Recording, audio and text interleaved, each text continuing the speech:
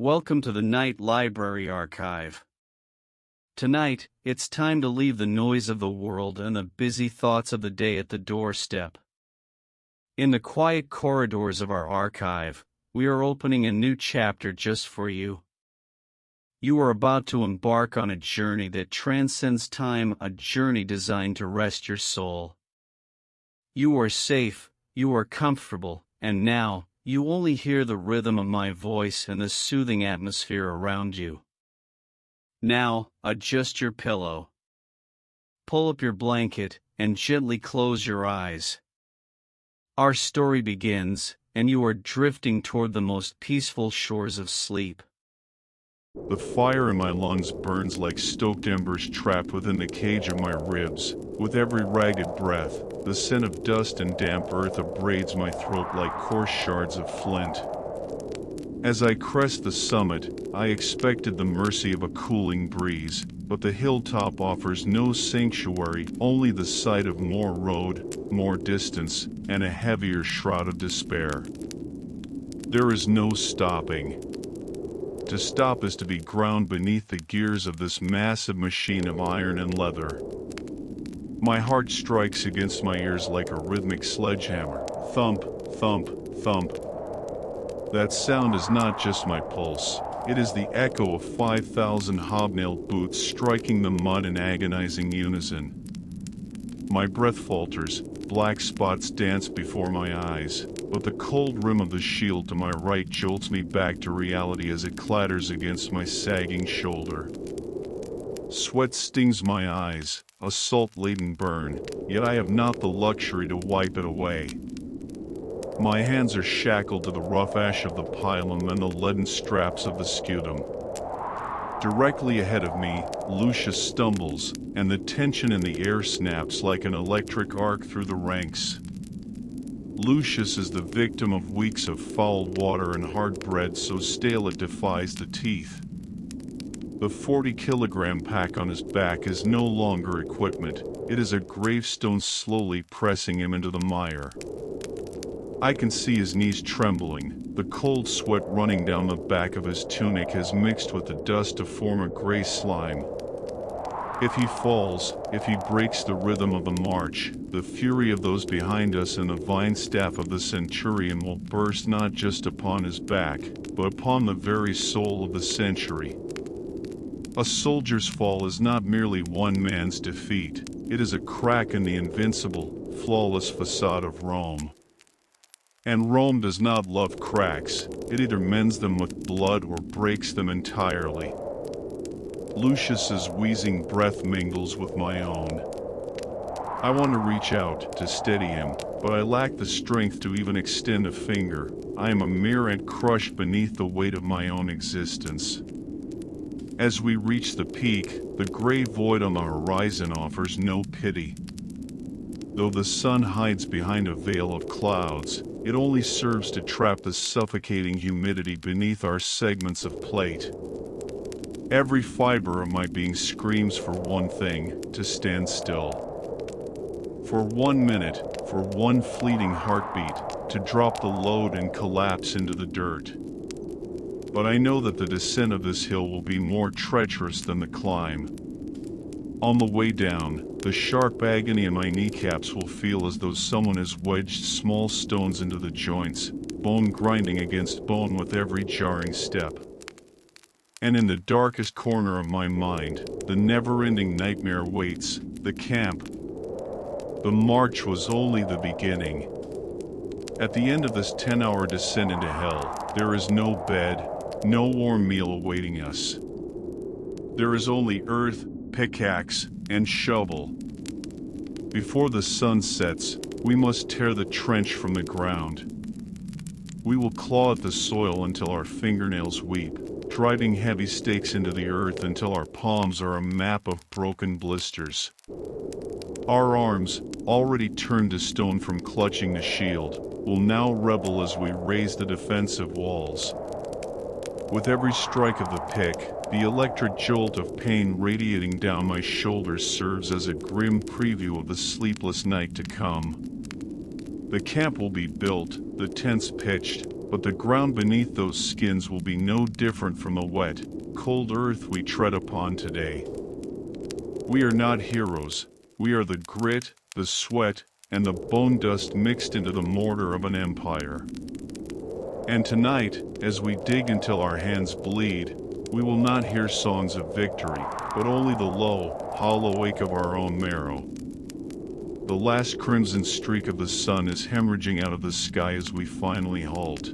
Yet this halt is no reward, but the starting whistle for a new circle of suffering.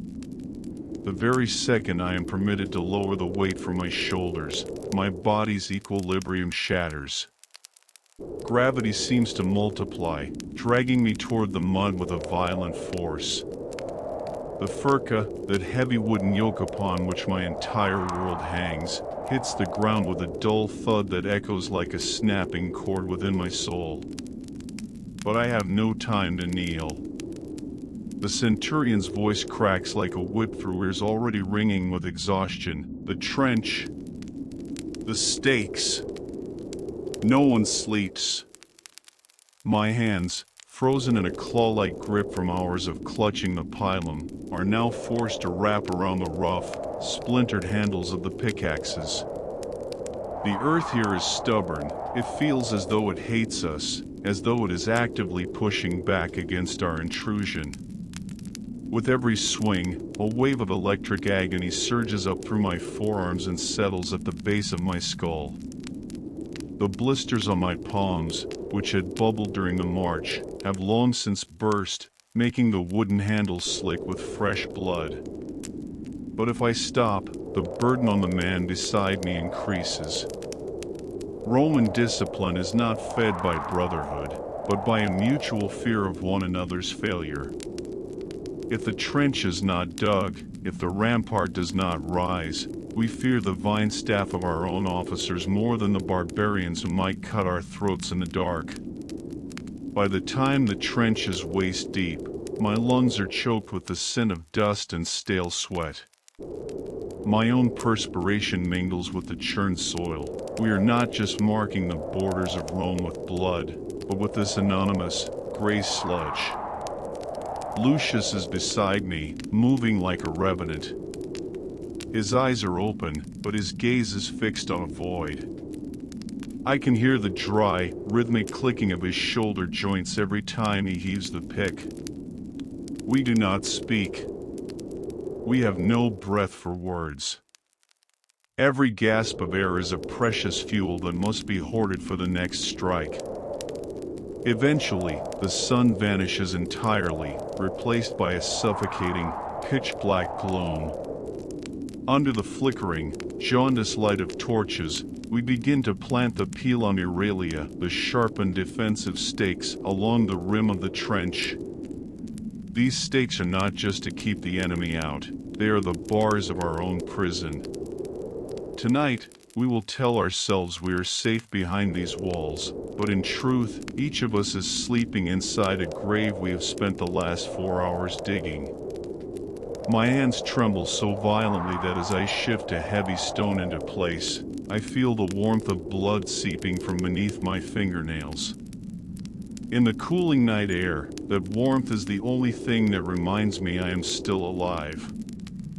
By the time the work is finished, the middle watch must be near. My legs no longer belong to me. They are two heavy trunks of deadwood carrying me by sheer momentum. We crawl toward the tent, 8 of us huddled together under a mass of stinking leather. The air inside is thick with the stench of wet hide, old sweat, and sour breath. It is a heavy atmosphere that requires physical effort just to inhale. We lie down in a row, packed like salted fish. I lack the strength to even unlace my armor, but the cold bite of the iron plates against my tunic seeps into my marrow. The thin blanket we spread over the earth does nothing to soften the jagged stones beneath us. When I close my eyes, I feel as if I am still marching. The road continues inside my mind. Steps, steps, steps. And then, in the heart of that terrible silence, I hear the first drop hit the leather of the tent. Tap. Then another. Tap, tap. It is not a gentle spring rain, it is the sky's final mockery. Within minutes, the rain intensifies, and a thin, icy stream begins to leak through the pores of the hide, dripping precisely onto the back of my neck, where the iron of my collar meets my vulnerable skin. The wetness startles me, a freezing needle against skin that is still radiating the heat of feverish exhaustion, but I cannot move. I am pinned by the snoring of the soldier beside me, the rhythmic stomp of the sentry outside, and that incessant, leaking drop. I want to sleep. Just for an hour, just for a moment where my mind can escape this mud and this ache. But the dampness spreads. My blanket grows heavy, and the ground beneath me turns into a cold, oozing mush. We will not find rest tonight.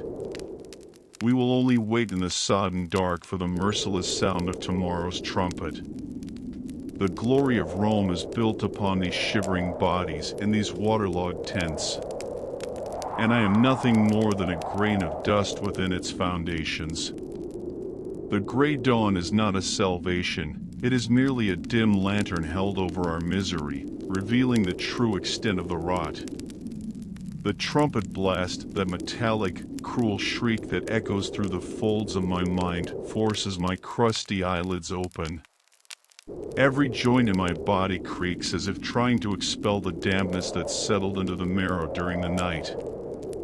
My tunic is a cold, wet second skin, so fused to my flesh that I feel as though peeling it off would take the very hide with it. The sour stench inside the tent, a heavy steam of 8 men's sweat, breath, and unwashed mud, fills my lungs like a poison. Outside, the ground has moved beyond mud. It is a saturated sponge, thick and demanding. Every step I take is accompanied by the rhythmic squelch of water inside my boots, a sound that gnaws at my fraying nerves. Breakfast is a mockery. A handful of stale hardtack, crumbling like parched stone between my teeth. It has no flavor, only the dry, chalky essence of survival. The water in my canteen tastes of metal and silt, a cocktail of the night's rain and the camp's filth. I watch a small, pathetic fire struggle to life over a sodden heap of wood. Its smoke stings my eyes, but its heat is a lie that never reaches my bones. The Legion begins to stir, a great, lethargic beast heaving itself out of the mire. Dismantling the tents is a specific kind of torment. The wet leather is twice its normal weight, and my fingers are so numb from the morning chill that I must break my fingernails just to pry the knots loose. I look at Lucius. His face is a mask of gray, the skin beneath his eyes bruised purple by exhaustion. We do not exchange looks, for in his eyes I see only my own collapse. If we were to speak, I fear we would either weep like children or strike one another in a fit of senseless rage. As we fall into the marching column, the mud splashes up to our knees. Today, the path is not a road, it is a bypass through a marshy thicket, a valley of reeds and treachery. The humidity of the woods is worse than the open rain. Every drop that falls from the overhanging branches feels like a needle of ice sliding through the gaps in my armor. There is no path, only a slough of despondency churned into a black paste by the units ahead of us. We slip, we lurch, we collide. The strap of my shield no longer just chafes my shoulder, it saws into the meat. With every step, the rim of the scutum hammers against my hip, and with every strike, I grit my teeth until my jaw aches.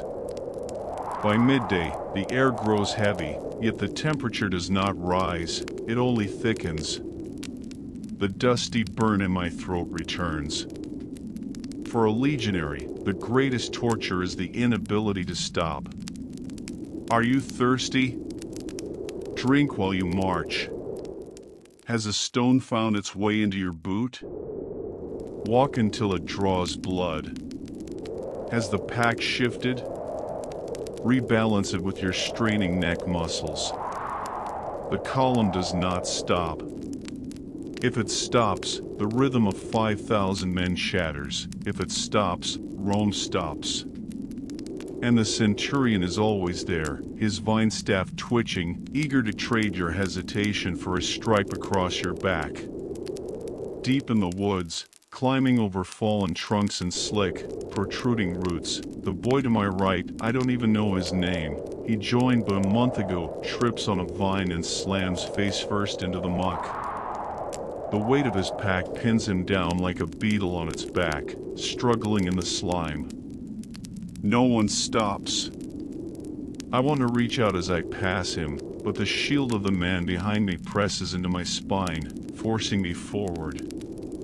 Get up, someone snarls from the rear.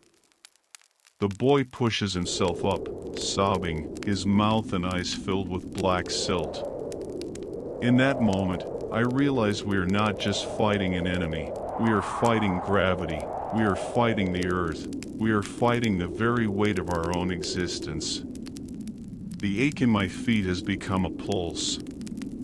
Every step feels as though my bones are being hammered into powder. The water in my boots has warmed from the friction, a sickening, tepid bath for my shredded skin. I can feel the blisters peeling, the nails digging into raw flesh. But the brain eventually shuts out the pain, it focuses only on the cadence. Left, right, left, right. I am becoming a machine of leather and iron. Thoughts vanish, leaving only the smell of wet metal, the sound of tramping feet, and the infinite stretch of the road. As the shadows of evening begin to crawl across the valley, I see the storm clouds gathering again on the horizon. We will not dry out tonight. The ache will not fade. The glory of Rome is built on this endless march through the mud, and the salt of a boy's tears washed away by the rain. The damp gloom of the forest merges with the leaden sky until time itself dissolves. I no longer know how many hours we have been treading this path, nor how many ridges lie between us and the next patch of sodden earth. Now, the true torment begins not in our limbs, but in the churning depths of our bellies. The half-cooked grain, still raw and cold at its core, and the mold-scented hardtack we have devoured for days are beginning a treacherous rebellion within us. Gastric cramps are a legionary's most intimate and humiliating foe. I feel a sharp, knife-like twist in my gut that makes me want to double over, but the column moves on. It must. If I falter, I am trampled by 500 kilos of steel and angry man. As my sweat cools, the tunic beneath my armor becomes a slimy, freezing layer against my skin, but this time it is not just the rain. A hot, shuddering wave rolls through me, the first warning of the rot in our rations. Lucius, stumbling ahead of me, is no coincidence. He is a victim of the same foul water and spoiled grain. For a legionary, the ultimate fear is not the enemy's spear, but the uncontrollable loss of dignity at the edge of a trench, surrendering to a sickness that waits for no man. Our honor, the vaunted dignity of Rome, is currently at the mercy of our intestines. Every step causes a low growl in my stomach that seems loud enough to drown out the thud of 1,000 boots. Suddenly, a commotion erupts in the forward ranks. Someone has lost the battle. The sour, acidic stench of vomit wafts back with the wind, hitting me full in the face. My gorge rises, a bitter bile stinging the back of my throat, but I swallow it down. I must. If I lose what little I have, I lose moisture. If I lose moisture, my heart will seize under this burden. Along the roadside, we see the remnants left by a previous century, piles of filth and clouds of black flies. They carried the same poison. The Roman army does not just leave monuments of victory in its wake, it leaves a trail of waste and disease. We are not glorious conquerors, we are walking vessels of infection. The centurion bellows, brandishing his vine staff like a weapon, "Close the gaps. Keep the line." His voice seems to sharpen the blades twisting in my stomach. He sits upon his horse, relatively dry and sated, while we wade through the muck of our own failing bodies. My arms are now entirely numb under the weight of the sputum.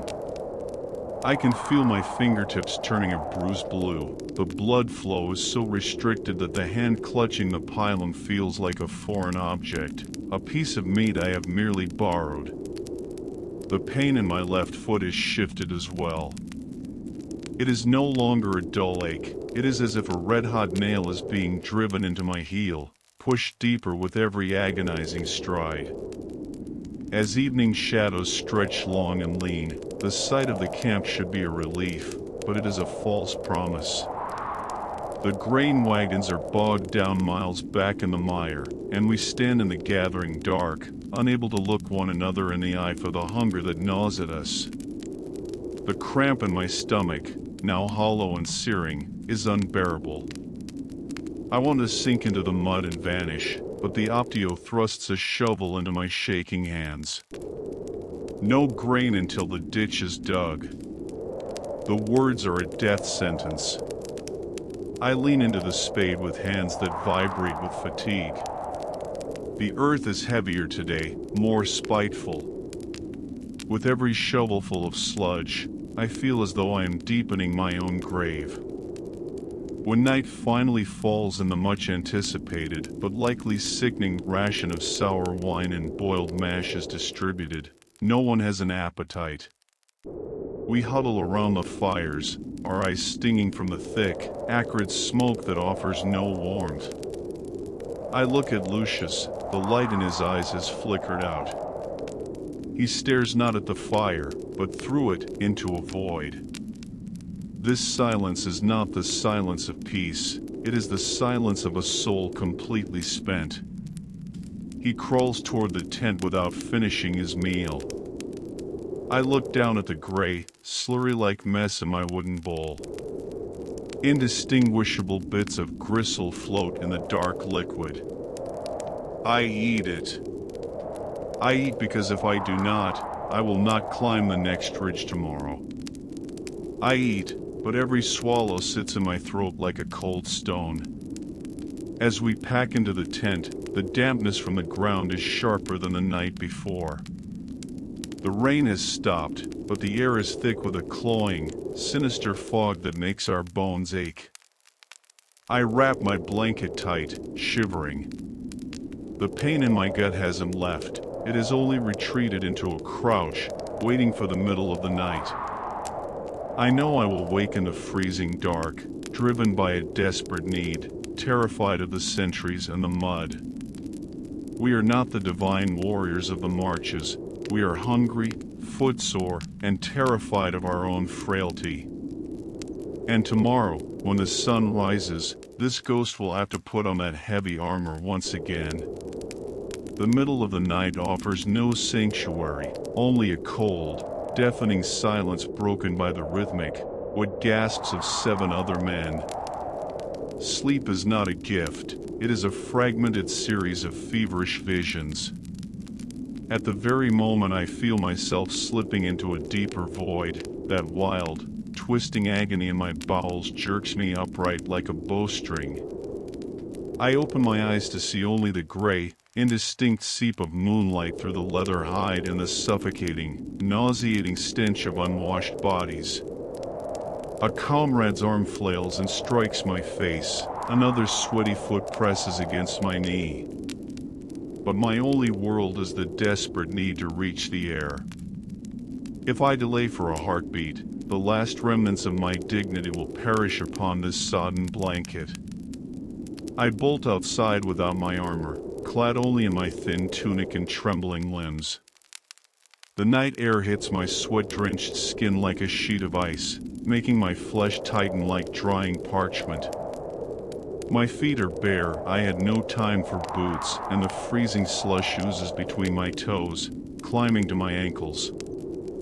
I stumble through the dark toward the latrina, the open, filth-ridden trenches at the edge of the camp. The sentry's torch flickers in the distance like a predatory eye, but I am beyond caring. When I arrive, I see I am not alone. There are shadows hunched over the pit, groaning, cursing, or staring into the blackness with hollow eyes. This is the secret defeat of an army, not by the sword, but by the invisible parasites lurking in a cup of foul water. When the ordeal is over, the hollowness inside me makes me feel even more fragile, as if I have left not just waste, but my very life force in that trench. Returning to the tent, the cold mud has turned my feet to lead. I no longer feel the ground. I crawl back to my spot, and a whisper rises from the dark. "You too?" It is Lucius. I do not answer. I only huddle into my damp corner, shaking so violently that I fear my jaw might crack from the force of my teeth chattering. And then, the merciless machinery of Rome strikes again. Before the first sliver of dawn can pierce the clouds, the Optio's staff thunders against the tent pole. Rise. Punitive drill. Because of the chaos and slowness of yesterday's ration line, the officers have sensed a lapse in discipline. While our bodies rebel and our stomachs twist with emptiness, we are marched to the muddy center of the camp. Armor on, shields up, spears vertical. We stand. We simply stand. As the sun rises, the freezing chill of the night is replaced by a humid, sticky heat that makes the steam rise from the ground. Sweat trickles down my back like a stinging web across my old sores. A legionary does not move. A legionary does not itch. A legionary does not sweat the bloated fly feeding on the salt of his tear duct. The centurion paces the ranks, his eyes searching for a tremor, a sway, a sign of yielding. "You are the wall of Rome," he bellows. But in that moment, I feel like a ruin on the verge of collapse. As the sun climbs higher, the metal of my armor begins to bake. My skin cooks beneath the bronze, my tunic stiffens with salt, abrading my chest like pumice stone. Hunger is no longer a pang, it is a hollow roar echoing in my skull. My vision blurs, the mud beneath my feet merging with the gray sky above. Suddenly, one of the younger recruits, a boy whose beard has barely begun to sprout, collapses to his knees. A single moment of surrender. The centurion is upon him instantly. The vine staff descends upon the boy's unarmored neck and shoulders. Thwack. Thwack. The sound of wood hitting meat vibrates through all of us. The boy does not cry out, he only wheezes. We stare straight ahead, statues of iron. You cannot help him. To reach out is to invite the staff upon your own back. In the Roman army, mercy is a structural flaw. Discipline is the bloody glue that holds the world together. When the drill finally ends and we are ordered to resume the march under the midday sun, I no longer feel the pain. My soul is detached from my body, hovering above this crawling mass of dust and steel. My feet move not by my will, but by the command of a ghost. I feel the warm, bloody wetness inside my boots, but it is merely a technical detail. We simply advance. We know not where we go or whom we fight. We only know the next trench, the next sleepless night, and the next cramp. Rome is great, yes, but its greatness is built upon our slow diminishment, the steady stripping away of our humanity until nothing is left but the stride. As the sun hangs overhead like a pitiless furnace door, I feel a fleeting, false sense of relief at moving again, escaping the frozen stillness of that punitive drill. But the relief is a shadow that vanishes as soon as it appears. Now, the road funnels us into a dense forest belt, treading upon a Roman road that is as of yet unborn. This is no via. It is merely a raw wound in the earth, felled trunks of ancient oaks, uprooted thickets, and a black, viscous mire that sucks at our boots with every step. Today's agony is not just the march. Today, we must build the very logistics of Rome with our bare hands and straining backs. The order ripples down the line. Clear the way. Spears are planted in the muck. Shields are stacked like the scales of a dead beast. Now, our hands exchange the balance of the pylon for the brutal weight of axes and mattocks. A legionary is never merely a soldier. He is, above all, a laborer carrying an empire on his spine. Every time I swing the heavy axe into the flank of a massive oak, the shock waves travel through my arms and settle into the very roots of my teeth. The wooden handle grinds against the fresh blisters of my palms, reopening them. My blood slicks the wood, mingling with the pale sap of the tree. The forest is so dense, so stagnant, that every breath feels like a wet rag draped over my lungs. The stench of rotting leaves and damp soil fuels the nausea that has never truly left my gut. For hours, we fell the giants, trim the branches, and haul the massive trunks through the sludge. The ache in my lower back is no longer a dull throb. It is as if a red-hot iron bar has been threaded through my vertebrae, searing me every time I stoop. Sweat pours from beneath my helmet, a salt river that reaches my groin, where the constant friction has turned my skin into raw, weeping meat. Every movement brings a flash of fire across my thighs. To stop is not an option. Beside me, Lucius throws himself sideways to avoid being crushed by a sliding log. His face disappears into the black silt. No one laughs. No one curses. There is only the sound of ragged gasps and the heavy, wet thud of wood hitting mud.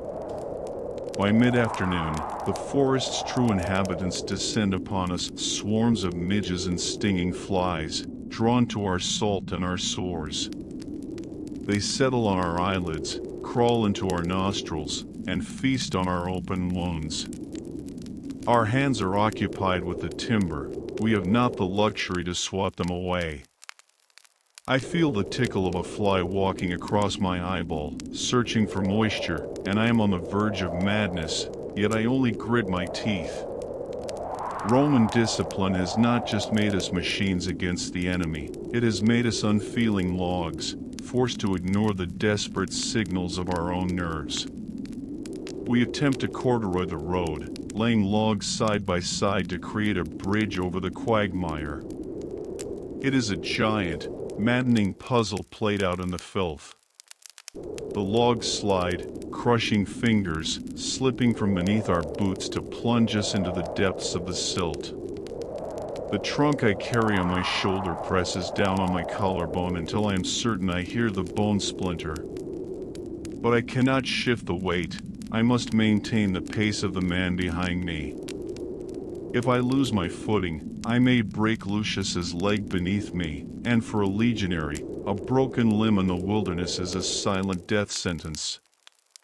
When the sky turns leaden and the inevitable spring rain begins to drizzle, the logs become ice slick. You cannot grip them with your hands. You can only shove them with your chest and shoulders.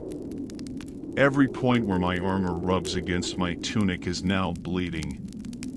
The salt of my sweat hits those open gashes, and every fiber of my body recoils in an electric jolt of agony. Amidst this physical ruin, a dark voice whispers in the hollow of my mind. Why? Why am I in this bog? Why am I grinding my bones into dust so that an emperor thousands of miles away can draw a straight line on a map?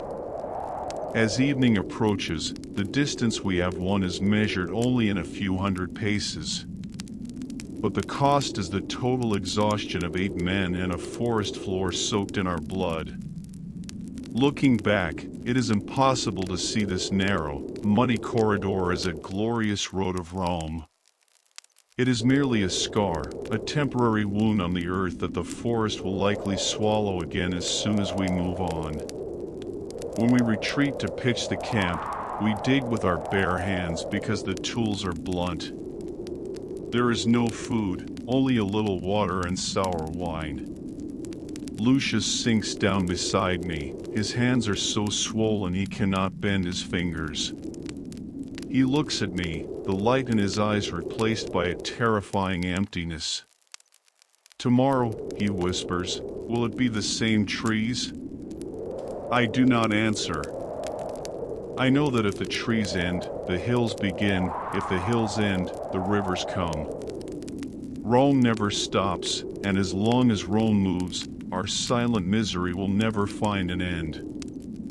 In the humid gloom of the forest, just before the first light of dawn, the silence is shattered by the rhythmic, soul-killing clatter of metal against metal. Every cell in my body aches with the memory of yesterday's fallen giants and the mud that tried to swallow us whole, but today offers no reprieve. Today brings a new brand of torture, the maintenance of the machine. In the Roman army, a soldier's life is cheap, but his gear is sacred. After the nights of relentless rain, our greatest enemy has crept into the camp, the sallow, orange bloom of rust.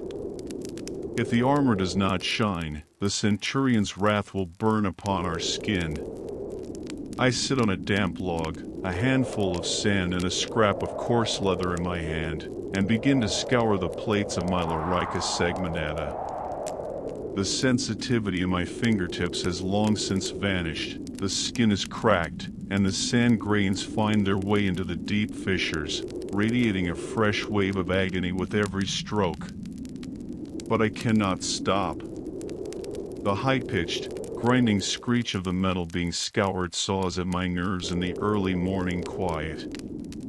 This is not just cleaning, it is a ritual of survival. If the iron rots, the leather beneath it rots. If the leather rots, the soldier rots.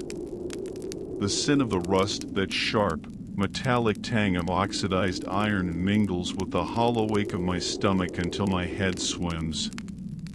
As the sun bleeds through the canopy, the inspection begins. We stand in the mud, a row of statues, but inside we are a ruin. The centurion paces the line, his boots making a heavy, rhythmic squelch in the mire. He stops. The silence is absolute. I can hear the distant drip of water from the leaves and the frantic thud of my own heart. He has found a flaw, a loose rivet on the man to my left.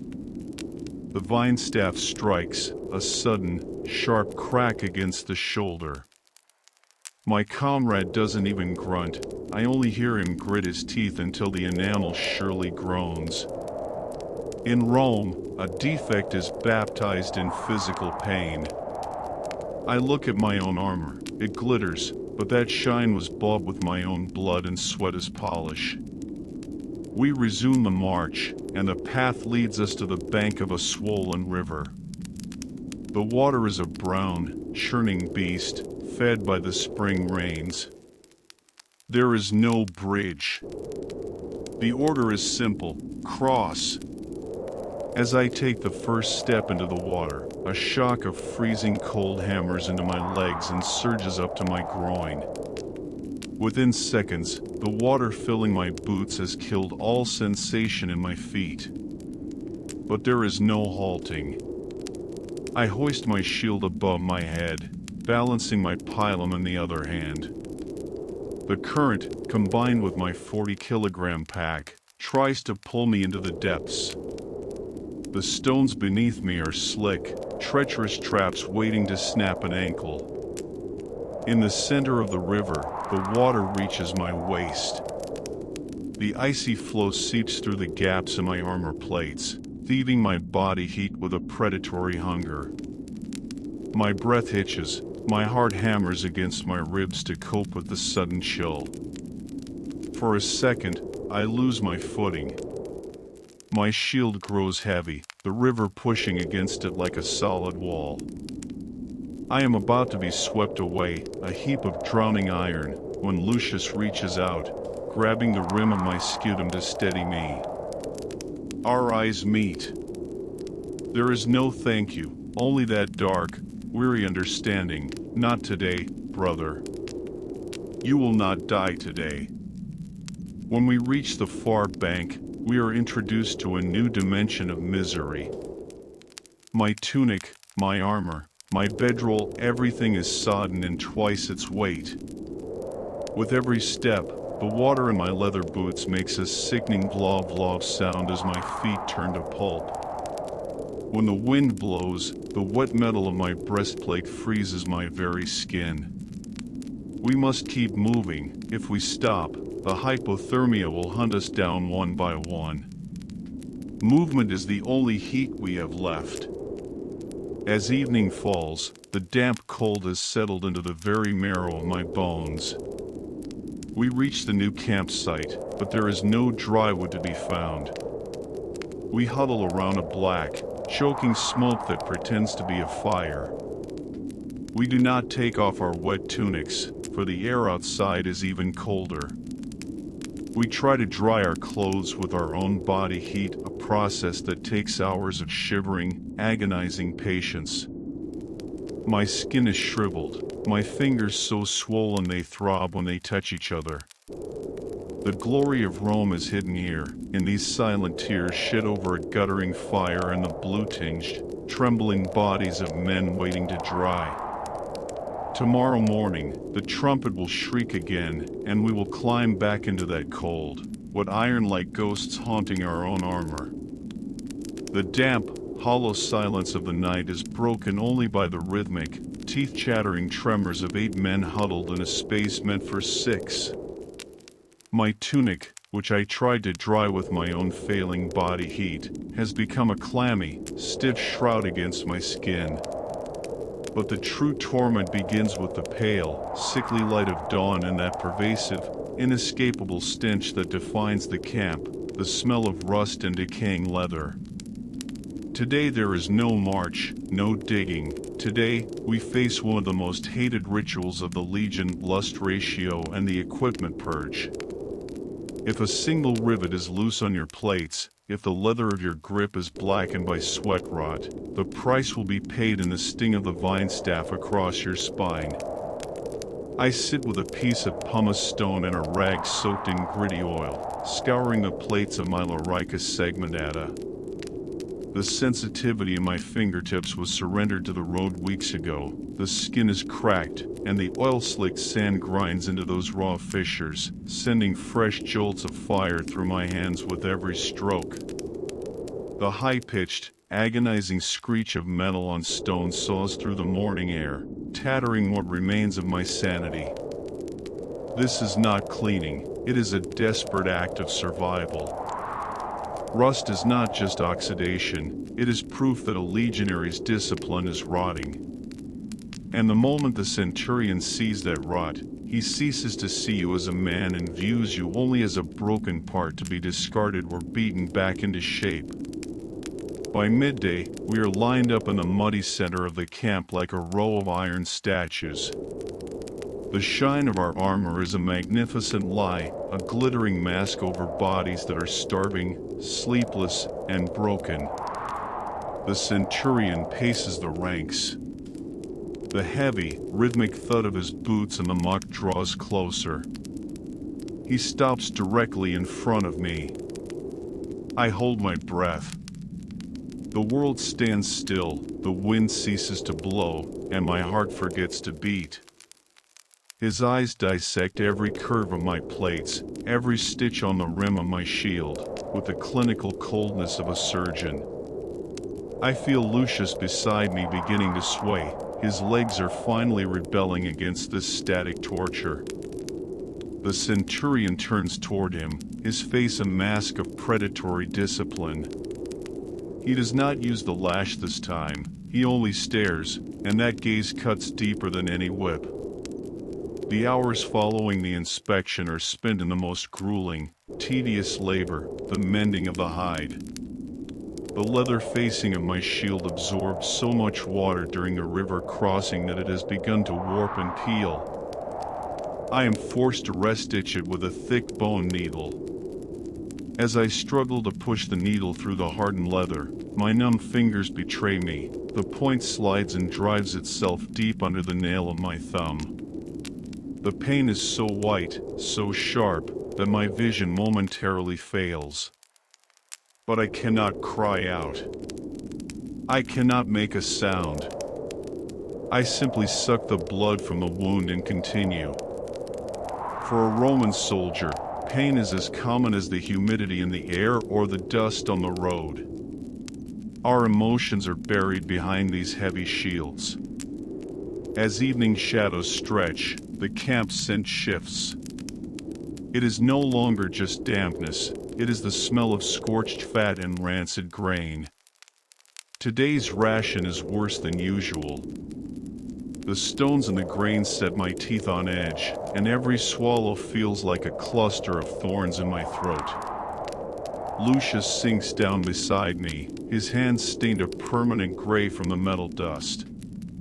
"It shines," he whispers, nodding toward his shield. But the wood beneath is still wet. It's rotting. I can feel it. I do not answer. We all know that no matter how perfect we look on the outside, we are slowly decaying within these iron shells. Our spirits are being crushed between these polished plates of steel.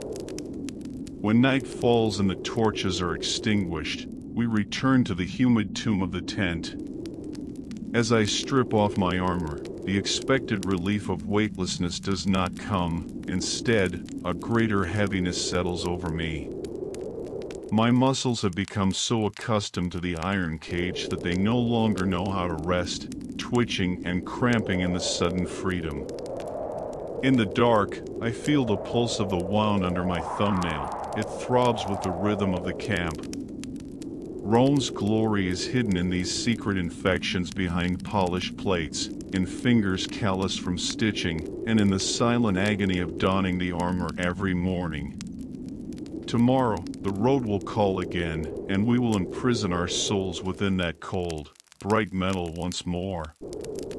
The leaden sky is finally broken, but it brings no relief, only the first biting breath of the coming winter. Today, the order is not to march, but to forage. The grain wagons are lost somewhere in the sea of mud behind us, and the hunger in our bellies has become a sharper blade than any barbarian's sword. We are sent out in small centuries to scour the surrounding hills for anything that can be ground into meal or boiled into a broth. But the land here is as barren and hollowed out as we are. As we trek through the freezing drizzle, the moisture clings to the wool of my cloak, making it heavy and sodden. It pulls at my neck, adding to the chronic ache in my shoulders. We move through the skeletal remains of an oak grove, our boots sinking into a carpet of decaying leaves that masks the treacherous rocks beneath. Every time my foot slips, a jolt of pain travels up my leg, reminding me of the ligament I strained weeks ago. I look at Lucius, his face is a mask of concentrated misery. His breath comes in white, ragged puffs, and his fingers are curled into his palms to protect them from the numbing wind. We find a small, abandoned hamlet, but it has already been picked clean. There is no grain in the bins, no livestock in the pens. I spend an hour on my knees, digging into the frozen earth of a neglected garden patch, hoping to find a few forgotten tubers. My fingers are caked in cold mud, the grit gets beneath my fingernails, and the skin on my knuckles splits from the cold. I find only a handful of withered, bitter roots. It is not a meal, it is a stay of execution. I clutch them to my chest as if they were gold. By midday, the sleet begins to fall, tiny shards of ice that sting the face and find every gap in our armor. The temperature has plummeted, and the dampness in our tunics is now a lethal threat. We huddle together for a moment under a rocky overhang, the heat of our bodies the only fire we have. We do not speak. To speak is to expend energy we do not have. We only listen to the hiss of the sleet and the low, constant growl of 8 empty stomachs. The return journey to the camp is a descent into a gray, shivering hell. The weight of the meager supplies we manage to find, some damp wood, a few handfuls of wild nuts, and my bitter roots, feels like a mountain on our backs. My boots have become so stiff from the cold that they no longer flex. I am walking on 2 blocks of frozen leather. With every step, the friction of the wet wool against my inner thighs draws blood, but I am too numb to feel the sting, only the dull, rhythmic throb of the abrasion. When we finally reach the camp, the sight of the smoking fires is a cruel joke. There is nothing to cook, and the wood we brought is too green to do anything but smolder and choke us. I sit in the dark of the tent, staring at the bitter roots in my hand. My stomach is so cramped that the thought of eating them makes me nauseous, yet the hollow ache demands it. I chew on a piece of the raw root. It tastes of dirt and despair, a woody, flavorless mass that sticks in my throat. As I lie down to sleep, the shivering begins.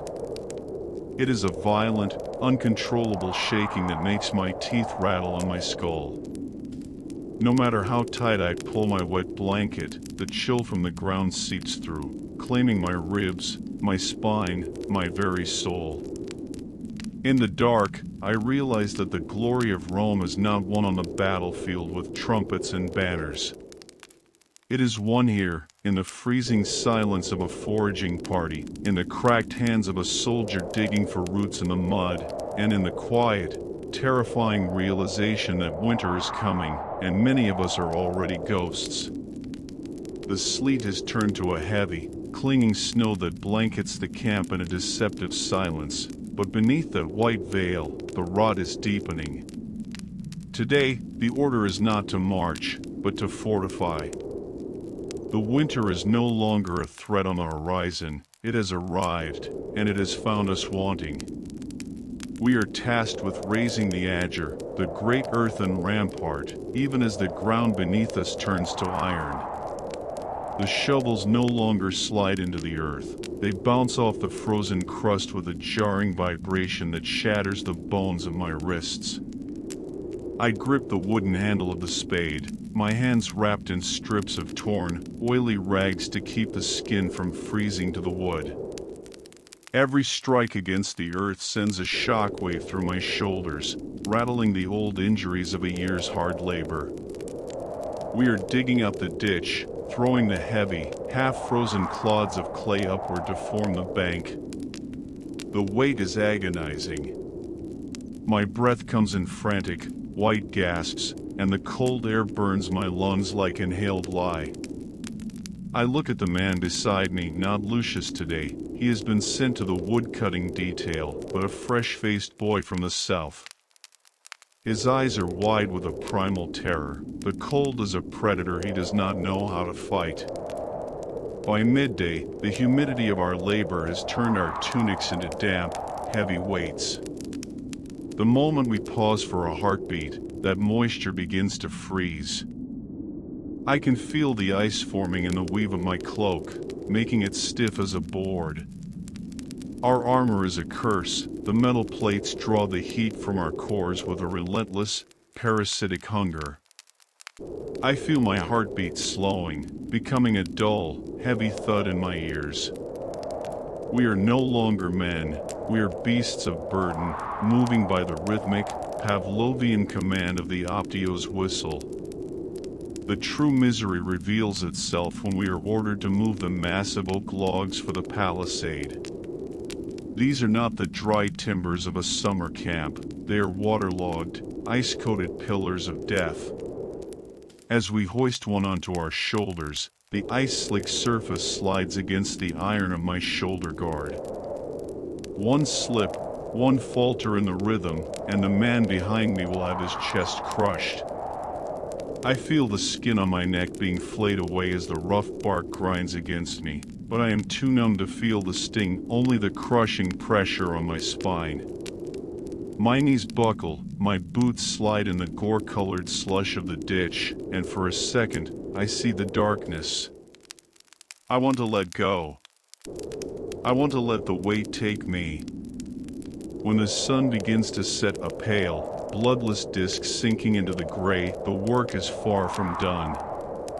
We are forced to continue under the flickering, smoky glare of torches. The wind has picked up, a howling gale that carries the scent of pine and old death from the north. It finds every gap in my armor, every tear in my tunic. My fingers have ceased to be part of me. They are merely pale, useless hooks at the end of my arms. I watch as a comrade drops his shovel, his hands too frozen to hold it, and is met with the immediate, silent strike of the vine staff. There is no warmth here, not even in anger. Only the cold. We return to the tent as hollow shells. There is no fire tonight, the wood is too wet, and the wind is too fierce. We huddle together in a pile of stinking, damp blankets, our collective shivering the only thing keeping the frost from stopping our hearts. I can hear the boy from the south sobbing quietly in the dark, a thin, pathetic sound that is lost in the roar of the winter wind. I want to tell him it gets better, but the light tastes like ash in my mouth. I close my eyes and I don't see the gold of Rome or the marble of the Forum. I see the black earth of the trench. I see the red-rimmed eyes of Lucius. I see the infinite, white void of the road ahead. We are the Legion, the iron fist of the world, but tonight, we are just shivering animals waiting for a dawn that feels like it will never come. The winter has taken our pride, now it is coming for our marrow. The white silence of the winter has become a physical weight, heavier than any pack I have ever carried. The world has shrunk to the distance between my boots and the hem of the cloak of the man in front of me. We are no longer marching, we are merely surviving in place. Today's agony is the watch of the frost, the standing guard upon the ramparts we broke our backs to build. The wind screams across the open valley, a predatory howl that seeks out the gaps in our leather and the cracks in our spirit. I stand upon the wooden catwalk, my feet lost to a numb, heavy cold that feels like the onset of gangrene. My boots have frozen into rigid blocks. They no longer feel like leather, but like iron traps clamped around my ankles. I shift my weight from one leg to the other, hearing the dry, brittle snap of the frozen mud beneath my soles. To stand still is to invite the ice into your blood. I look out into the darkness of the forest, but there is no enemy there, only the infinite, shifting ghosts of the snow. The real enemy is the silence, a crushing, static void that makes you doubt the existence of the world beyond this ditch. The armor I wear is a tomb of ice. The metal plates of the larica have reached a temperature so low that they seem to burn my skin through the thin, damp wool of my tunic. Every time I breathe, the moisture of my breath freezes into my beard and onto the iron rim of my helmet. I am a statue of frost, a sentinel of a forgotten empire. Beside me, Lucius is a shadow, his head bowed against the gale. His hands are tucked deep into his armpits, his spear leaning precariously against his shoulder. We do not speak, the air is too sharp, too lethal to waste on words. The true torment of the winter watch is the distortion of time. A single hour stretches into an eternity of shivering. My mind begins to wander, drifting toward memories of heat, the sun on the vineyards of Italia, the smell of baking bread, the touch of a warm hand. But these thoughts are dangerous. They soften the resolve. I must snap my mind back to the biting reality of the wind. I dig my fingernails into my palms, seeking the sharp sting of pain to remind me that I am still alive, but my hands are too numb to even form a fist. Around midnight, the relief arrives, but it brings no comfort. Descending from the rampart, my knees refuse to bend. I move like a wooden puppet, my joints creaking with a dull, internal ache. We crawl into the tent, but the air inside is barely warmer than the gale outside. The breath of 8 men is condensed on the leather ceiling and now falls back as a fine, freezing mist. We huddle together, a mass of trembling limbs, trying to find a spark of warmth in the proximity of another's failing heat. My shivering is so violent that my ribs ache, a rhythmic, convulsive throb that prevents even a moment of true rest. I lie there in the dark, listening to the groan of the tent poles under the weight of the snow. I realize that we are being erased. The road we built, the trees we felled, the men we buried, the winter is swallowing it all. We are the invincible Legion, but here, in the heart of the North, we are nothing but flickering candles in a hurricane. I close my eyes and pray not for victory, not for glory, but simply for the morning, so that I can stand up once more and prove to the ice that I have not yet turned to stone. The white void has finally claimed the horizon, and with it, the last remnants of our hope for a reprieve. Today, the misery is not found in the weight of the pack or the length of the road, but in the slow, agonizing death of the fire. The wood we foraged is a sodden, frozen mass of green oak and birch that refuses to burn. It only weeps a thick, acrid gray smoke that fills the tent until our lungs feel as though they are lined with soot. We have entered the era of the gray fever, that hollow-eyed lethargy that comes when the body has nothing left to burn but its own muscle. I sit in the gloom, huddled over a pathetic, smoldering heap of twigs. My eyes are red and weeping from the smoke, but I cannot move away. The smoke is the only thing that carries even a ghost of warmth. I look at my hands, and I barely recognize them. They are gray, the skin translucent and stretched tight over the knuckles like old parchment. The dirt is no longer on my skin, it is in it, a permanent stain of the road and the trenches. I try to rub them together, but the sound is like dry leaves skittering across a tombstone. There is no blood left in my extremities. My heart is hoarding what little heat remains for my fading core. Around me, the tent is a choir of sickness. The gray fever starts with a cough, a deep, wet rattle that sounds like gravel in a leather pouch. Then comes the shivering that no blanket can stop. Lucius is staring at the guttering flame, his jaws set in a grim, permanent clench. He hasn't spoken since the sun went down. Across from us, the young boy from the south is shaking so violently that his armor, piled in the corner, rattles in sympathy. He is losing the strength to keep his head up. We watch him, but we do not move. In this cold, empathy is a luxury that costs calories we do not have. We are saving ourselves, one shallow breath at a time. The true cruelty of this winter is the stillness.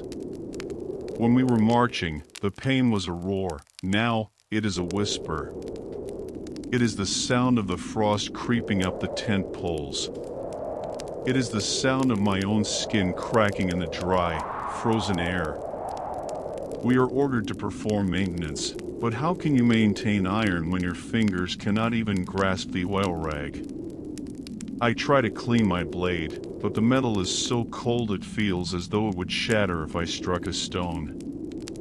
I am becoming like the blade, brittle, cold, and losing my edge to the rust of the spirit. By the third watch, the fire dies completely. The darkness that follows is absolute and suffocating. The temperature inside the tent drops until the moisture in our breath turns into a fine snow that falls back onto our faces. I pull my cloak over my head, trying to trap the warmth of my own exhalations, but the wool is damp and smells of old sweat and wood smoke. My ribs ache with every breath. The cold has settled into my pleura, making every inhale a sharp, stinging betrayal. I am terrified to fall asleep, for I fear that the transition from sleep to death is a line too thin to notice in this frost. In the dead of the night, the coughing in the corner stops. The silence that follows is heavier than the cough ever was. No one moves to check. We already know.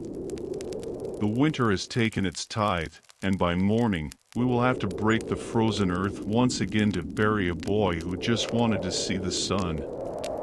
We are the Legion, the invincible shield of an empire, but here, in the dark, we are just a collection of shivering ghosts waiting for a dawn that brings no heat. The gray fever is not just a sickness of the lungs, it is the realization that the road we built leads only to this, a cold, anonymous end in the white silence of the north. The white silence of the winter has finally shattered, but the thaw is not a mercy, it is a drowning. The ice that held the world together has dissolved into a violent, churning sea of gray meltwater and waist-deep sludge. Today, the gray fever is replaced by the belly rot. As the frozen earth softens, the filth of months, the waste of 5,000 men and their beasts seeps into every crevice, every well, and every footprint. The camp is no longer a fortress, it is a stagnant, stinking bowl of liquid despair. I stand at the edge of the assembly ground, and the mud has reached mid-calf. It is a thick, primordial soup that tries to steal my boots with every step. The suction is so powerful that I feel the ligaments in my ankles straining, a dull, sickening stretch that warns of a snap. I look at my caligy, the leather is so waterlogged it has the consistency of wet paper. The iron hobnails, once my grip upon the world, now only serve to weigh me down as I sink deeper into the mire. There is no dry inch of skin left on my body. The humidity of the thaw is a suffocating blanket that smells of sulfur and old graves. The order today is to move the heavy supply crates from the sinking storehouse to the higher ground of the Praetorium. It is a fool's errand. Four of us hoist a crate of salt pork, our feet slipping and sliding in the treacherous muck. Lucius is at the front, his face gaunt, his skin the color of curdled milk. As we heave the weight, his foot finds a hidden sinkhole. He goes down to his knees with a wet thud, the corner of the heavy crate slamming into his shoulder. He doesn't scream, he only let out a long, wheezing groan as his face is pressed into the gray slush. We struggle to keep the crate from crushing him, our muscles screaming, our hearts hammering against the cage of our ribs. The true horror of the thaw is the water. It is everywhere. It drips from the leather of the tent, it boils up from the ground beneath our bedrolls, and it carries the invisible poison of the gut. My stomach is a knot of fire and ice, the belly rot has begun its work. Every few hours, a cold sweat breaks across my brow, and I am forced to run, to stumble through the mud toward the overflowing latrine trenches. My dignity was left behind in the snow of December. Now, I am just a shivering animal, emptied of strength, praying for the sun to stay hidden because its warmth only makes the stench of the camp more unbearable. By midday, the rain returns, a tepid, relentless drizzle that turns the mud into a liquid slurry.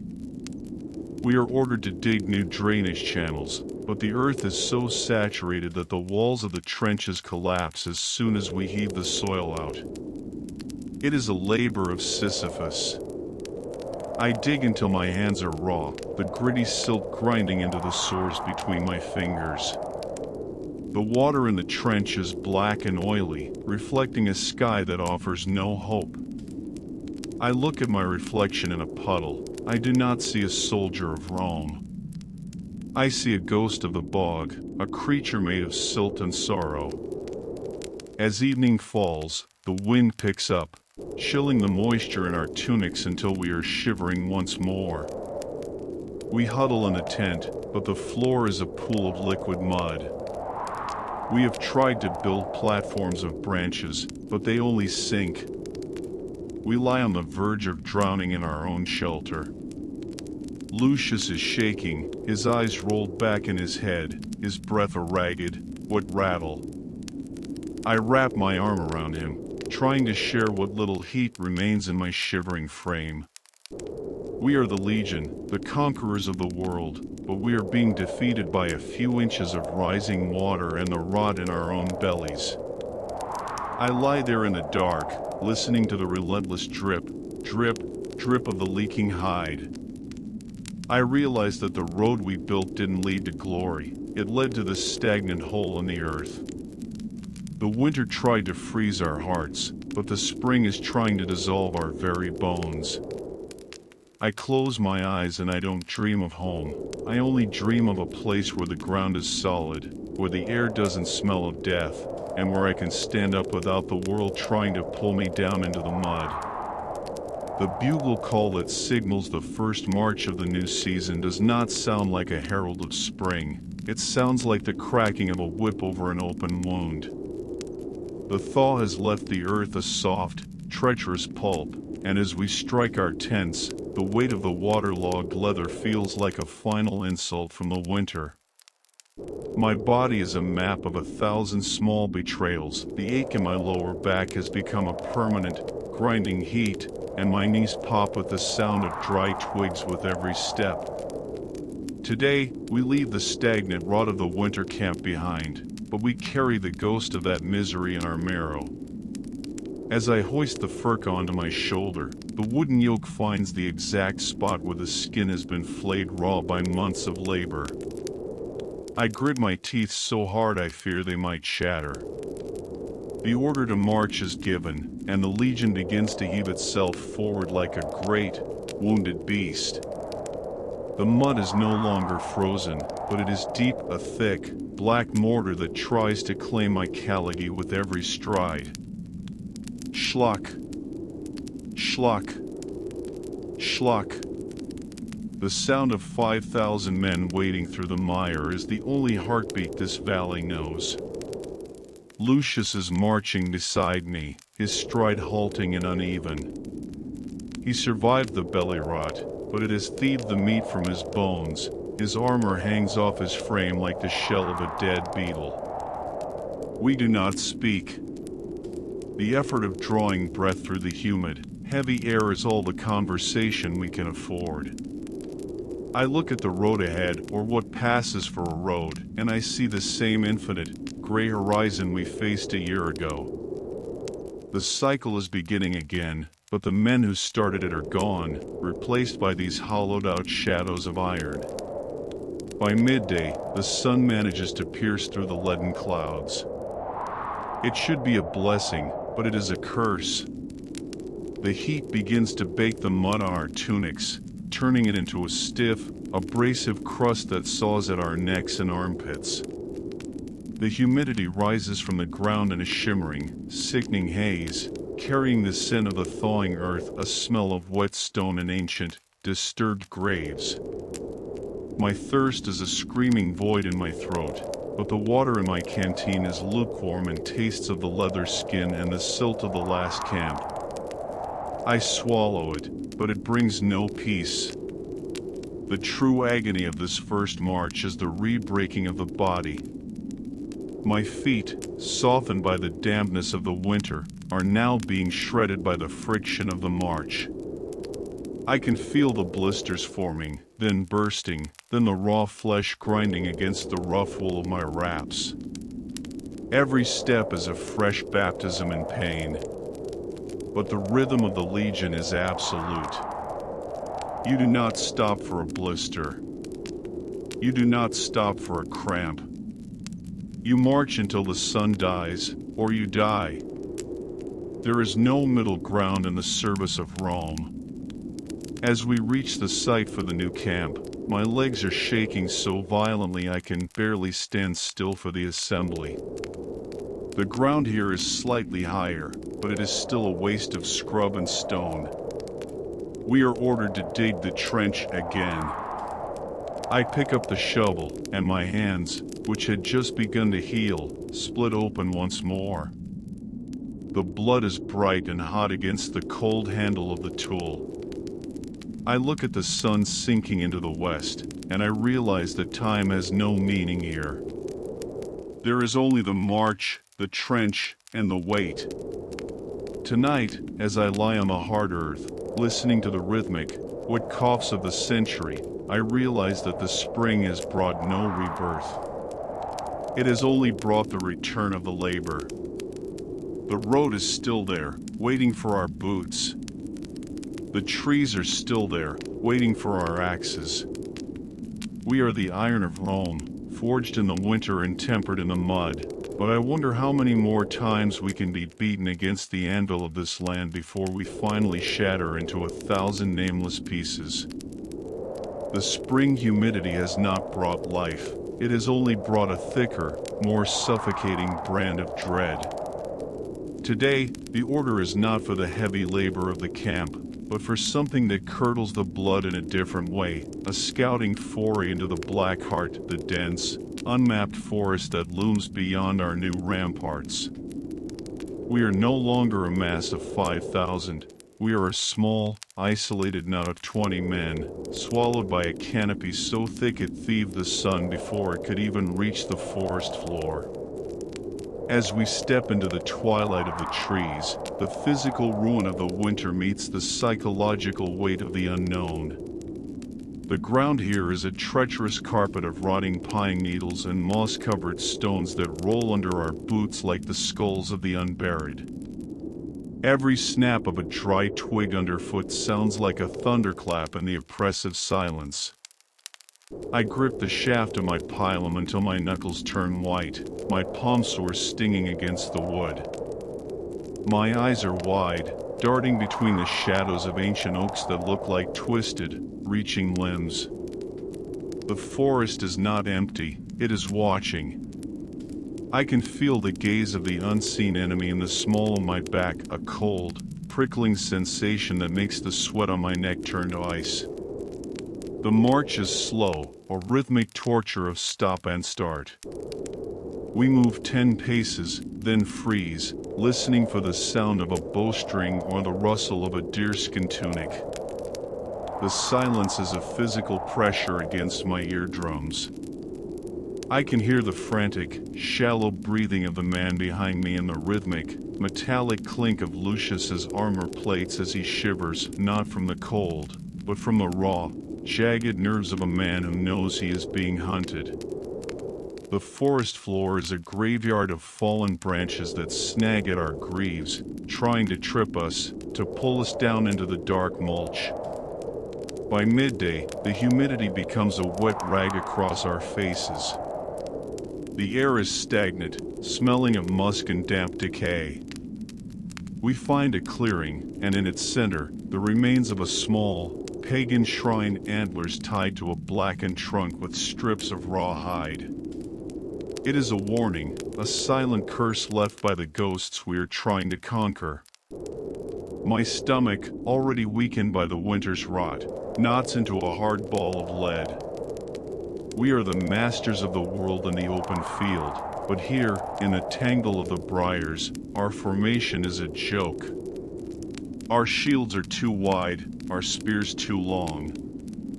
We are clumsy, ironclad intruders in a world that belongs to the shadow. The true agony is the hypervigilance. Every flickering shadow is an axe, every rustle of the wind is a war cry. My mind, fractured by a year of sleeplessness and hunger, begins to play tricks. I see faces in the bark of the trees, eyes in the knots of the wood. The exhaustion of the road has become a waking nightmare.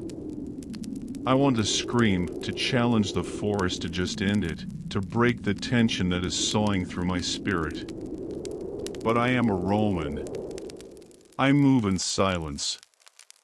I maintain the line, even as my heart hammers against my ribs like a trapped bird. When we finally return to the safety of the camp's torchlight, the relief is so sharp it makes my knees buckle. We did not fight. We did not draw blood. But I am more exhausted than if I had spent 10 hours on the rampart. My mind is frayed, the edges of my sanity scorched by the silent terror of the woods. Lucius sinks down beside the fire, his hands still shaking, his eyes fixed on the dark tree line. They didn't strike, he whispers, but they were there. They're always there. I lie in the tent tonight, but I do not sleep. Every time I close my eyes, I am back in the twilight of the trees, feeling the cold gaze on my neck. The road was a battle against the earth. The winter was a battle against the frost. Now, the spring has brought a battle against the invisible. We are the iron fist of Rome, but what use is a fist against the wind? We are conquering this land, but I realize now that the land is conquering us back, one shadow, one heartbeat, and one shattered nerve at a time. The scouting mission left a shadow in our minds, but the Legion has no time for ghosts of the spirit. It only recognizes the obstacles of the earth. Today, the obstacle is the black marsh, a vast, stinking expanse of stagnant water and reeds that stands between us and the northern ridge. To cross it, we must build the Ponticulus, a corduroy bridge of timber and stone. They call it the Bridge of the Dead, for the mud here is a hungry mouth that has already swallowed the horses of the vanguard and the sanity of the engineers.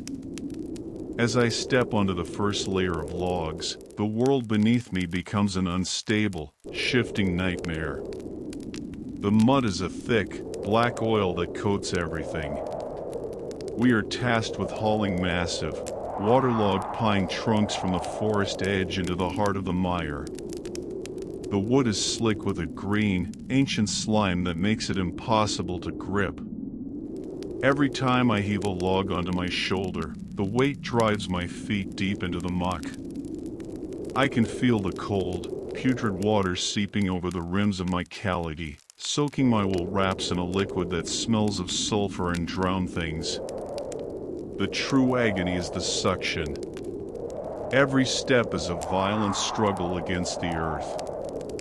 To lift a foot, I must strain the muscles of my hip and lower back until I hear the joints pop like wet wood. If I lose my footing, I don't just fall, I am pinned by the weight of the timber and the vacuum of the silt. I watch a man 2 ranks ahead of me slip. His leg vanishes into a hidden pocket of peat, and as he falls, the log he was carrying slams into his chest. The sound of his ribs snapping is muffled by the thick, humid air, but his scream is a jagged tear in the silence. We cannot stop. We heave the log off him and keep moving, leading him to the medics in the gray slush. By midday, the sun is a dull, brassy coin behind the haze, but the heat is a physical blow. The marsh is a breeding ground for thick clouds of black flies that swarm our faces, drawn to the salt of our sweat and the blood from our many abrasions. They crawl into our ears, our mouths, our very tear ducts. I cannot swat them, my hands are occupied with the rough, splintered bark of the bridge. I have to stand there, a beast of burden, while the forest eats me alive. The itching is a slow, rhythmic madness that makes me want to scream, but my throat is too dry for sound. We are laying the foundation of stones now, heavy river rocks that must be passed from hand to hand in a human chain. My hands are a ruin, the winter frostbite has left the skin thin and brittle, and the sharp edges of the granite cut through it like a hot knife. Blood mixes with the black marsh water, dripping from my fingertips onto the submerged timber. This is the real mortar of Rome, not lime and sand, but our own fluids and our failing sinews. I look at Lucius, his arms shaking so violently he can barely pass the next stone. His eyes are fixed on the horizon, staring at a ridge that never seems to get closer. As evening falls, the bridge is only half completed, a skeletal finger of wood reaching into the rot. We return to the camp, but we bring the marsh with us. The smell is in our hair, our tunics, and our very pores. It is a scent of stagnant eternity. My legs are leaden, the muscles twitching with a fatigue so deep it feels like a fever. I try to wash my feet in a bucket of cold water, but the black stains of the peat will not lift. It is as if the land has marked us, claiming us as part of its own decay. I lie in the tent tonight, and the world still feels like it is shifting beneath me. The bridge is a scar across the water, a testament to our defiance, but I know that as soon as the last legionary crosses, the marsh will begin to pull it down. We are building roads for an empire that will never know our names, over water that wants only to hide our bones. The spring thaw was supposed to be a beginning, but here on the bridge of the dead, it feels like we are just building a faster way to our own end. The marsh has been conquered, but the land does not concede, it only changes its weapon. Today, the order is to harvest the skin of the earth, the massive, centuries-old oaks on the higher ridges that will form the spine of the new permanent fort. We have traded the drowning suction of the bog for the crushing, vertical agony of the slopes. This is the work that turns a man into a statue of pain, where every muscle fiber is stretched until it frays like an old hemp rope. I am harnessed to a sled with 3 other men, the thick, grease-stained leather straps digging into my chest and shoulders. Behind us sits a squared timber, a monolith of green oak so heavy it seems to have its own gravity. Pull, the optio screams, and the rhythm of my life becomes a singular, focused torment. I lean forward until my face is inches from the dirt, my boots clawing at the loose shale of the hillside. The strap across my chest constricts my lungs. Every breath is a shallow, panicked gasp of air that smells of pine resin and my own acrid sweat. My heart doesn't just beat, it slams against my ribs, a trapped animal trying to kick its way out. The true misery of the timber haul is the incline. On the steep grade, the sled tries to slip backward, threatening to drag us all down into the ravine. My calves are knotted into hard, quivering stones, the tendons behind my knees feeling as though they are about to snap like over-tightened bowstrings. I can hear the wood of the sled groaning, a low, ominous creak that matches the sound of my own joints. Lucius is beside me, his head bowed, his neck muscles standing out like iron cables. We are not soldiers of the eagle, we are oxen in human skin, our humanity stripped away by the sheer, brutal demand of the weight.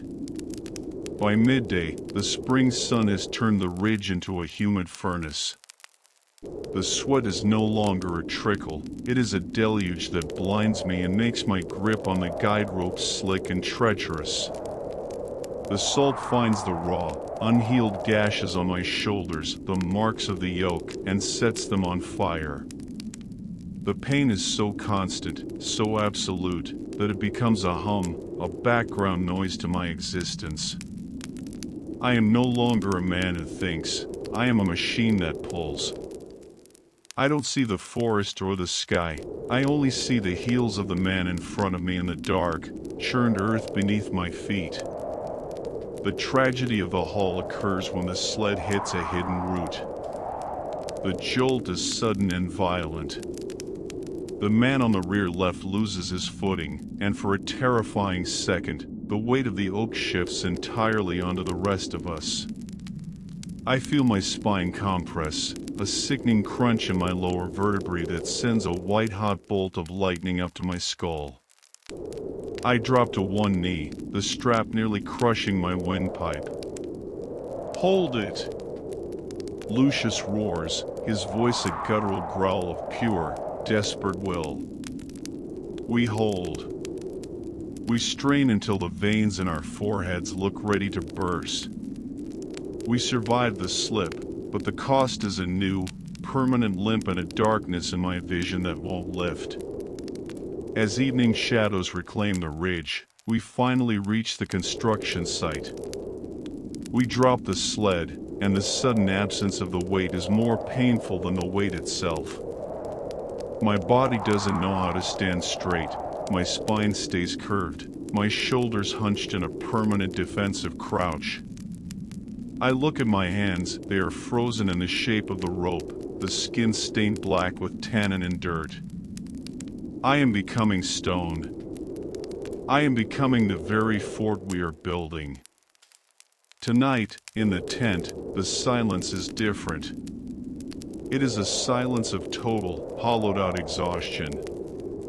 I lie on the ground, and I can feel the earth pulse with the rhythm of my own straining heart.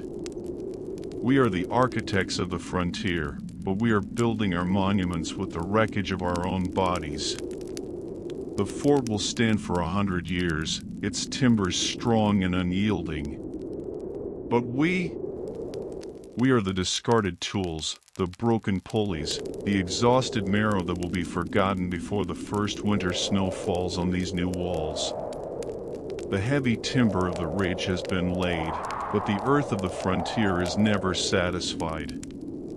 Today, the order is for the grit of the wall, the transition from wood to stone, as we begin the permanent masonry of the northern gate.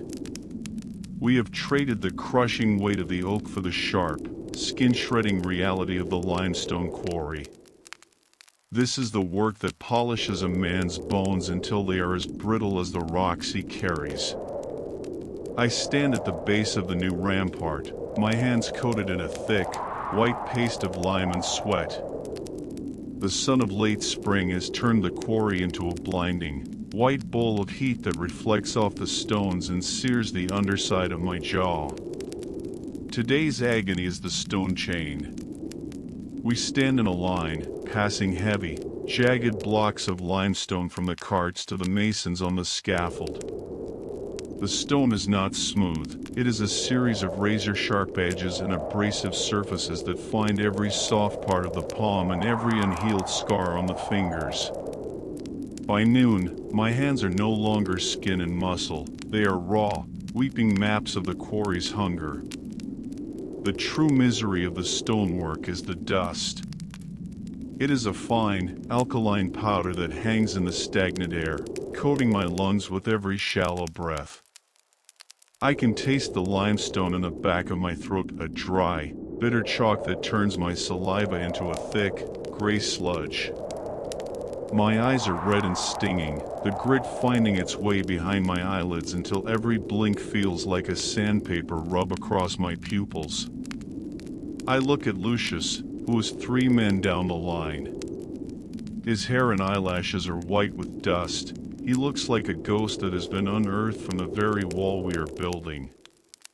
We are the statues of our own tomb. As the sun reaches its zenith, the lime mortar becomes our primary enemy.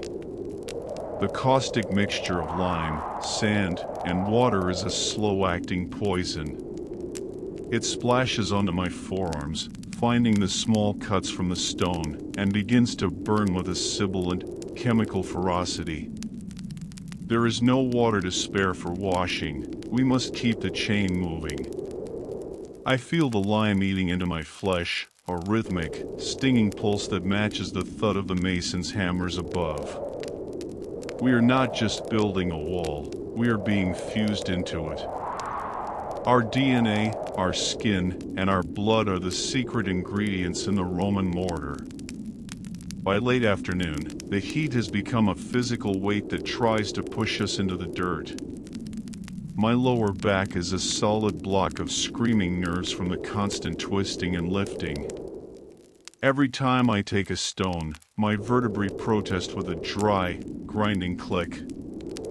I watch a man at the end of the chain collapse, his body finally surrendering to the heat fever. The Optio doesn't even look down, he simply shouts for a replacement from the digging detail.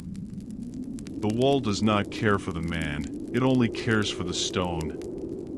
When the sun finally sinks, casting long, bloody shadows across the construction site, we are released.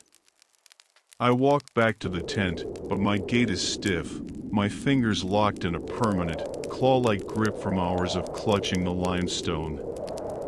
I try to wash my arms in a bucket of cold water, and the lime reacts, a sharp, white heat flaring up one last time before it is rinsed away, leaving behind red, angry patches of chemical burns. My lungs feel heavy, as if I have swallowed a handful of dry earth. I lie in the dark tonight, and the silence of the camp is broken by the dry, hacking coughs of men whose chests are filled with the dust of the wall. We are the architects of eternity, they say. We are the builders of the limes. But as I feel the grit between my teeth and the fire in my hands, I know the truth. The wall will stand long after our names are dust, held together by the lime that ate our skin and the stones that broke our backs. We are the forgotten foundation, the human grit that makes the empire solid. The solstice has arrived, but it brings no celebration, only a sky of molten brass and the onset of the great thirst. The humidity of the spring has vanished, replaced by a searing, dry wind that sucks the moisture from our eyes and turns our tongues into pieces of rough leather. Today, the misery is not the weight of the stone or the timber, it is the absence of the lifeblood of the Legion. The local wells have turned to mud, and the river is a half-mile trek through a shimmering haze of heat. We are the masters of the world, but we are being defeated by the sun. I stand on the parade ground, my armor feeling like a literal oven. The bronze plates of the Lorica have absorbed the heat until they are painful to touch. My tunic is stiff with salt, the white crystals forming a crust under my arms and across my back that grinds against my skin like coarse sand. Every movement is an abrasive torture. My thirst is no longer a desire for water. It is a primal, screaming void that dominates my every thought. My throat is so constricted that swallowing feels like trying to pass a jagged stone through a narrow tube. The order today is to continue the drill. Rome does not care if the earth is parched. The Legion must be a machine that never stalls. We march in full kit, the dust of the dry earth rising in choking clouds that cling to our sweat-slicked faces. The dust is not just dirt, it is a fine, parched powder that coats the inside of my mouth, turning my breath into a dry, hot rasp. I look at Lucius, his lips are cracked and bleeding, the blood drying instantly into a dark, ugly scab. His eyes are sunken, shimmering with a dangerous, glassy fever. We are ghosts of iron, marching through a furnace. By midday, the water ration is distributed, a single, meager cup of lukewarm liquid that smells of the vinegar used to keep it from spoiling.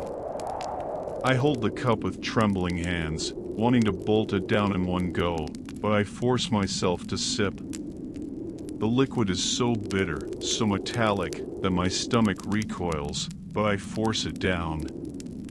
It is not enough. It is never enough. The moment the water hits my tongue, it seems to evaporate before it can even reach my throat.